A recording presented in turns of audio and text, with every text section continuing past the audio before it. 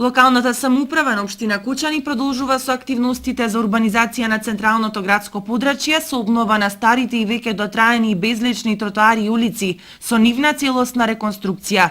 Овие проекти, освен што ќе го подобрат постоечкиот инфраструктурен план на општината, ќе обезбедат поголема сигурност и безбедност во животот на граѓаните. Новината годинава е што во сите овие проекти делумно се вклучени граѓаните кои со средства добиени од општината можат самите да учествуваат во нив. Општина Кочани, како и секоја година и оваа година, ќе отпочне со активноста за изградба на бетонски потпорни ѕидови,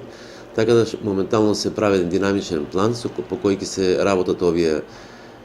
бетонски потпорни ѕидови, бидејќи на повеќе места во градот имаме потреба од вакви ѕидови, така што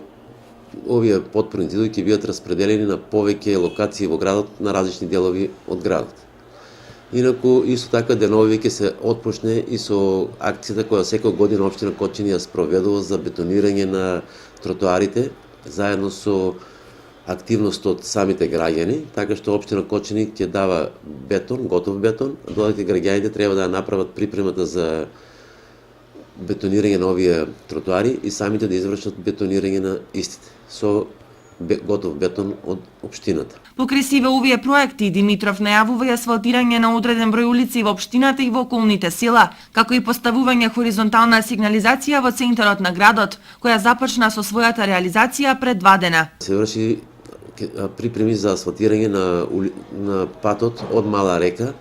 према Јастребик, тоа е во должина од 250 метра и овие активности ги изведува фирмата Имако. Инаку оваа фирма ќе ги изведува и активности за асфалтирање на улиците во село Горни Подлог, тоа е Димитар Митев, во село Долни Подлог, 2 улици имаме, во Оризари, Грдовци и Прибачево. Инаку вкупната инвестиција на сите овие улици, како и патот за Мала река, негде изнесува околу 4 милиона.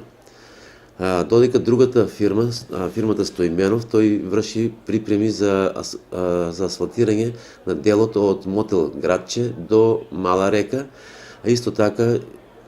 ги спрема и улиците, како што е улица Сремска во село Горни Подлог, улица Раде Кратовче во село Горни Подлог, Охридска во Долни Подлог и Васко Ристов во село Мојанци. Набројаните проекти докажуваат дека локалната власт и понатаму континуирано работи на разубавување на градот, а истите се овозможуваат со финансиска поддршка од светска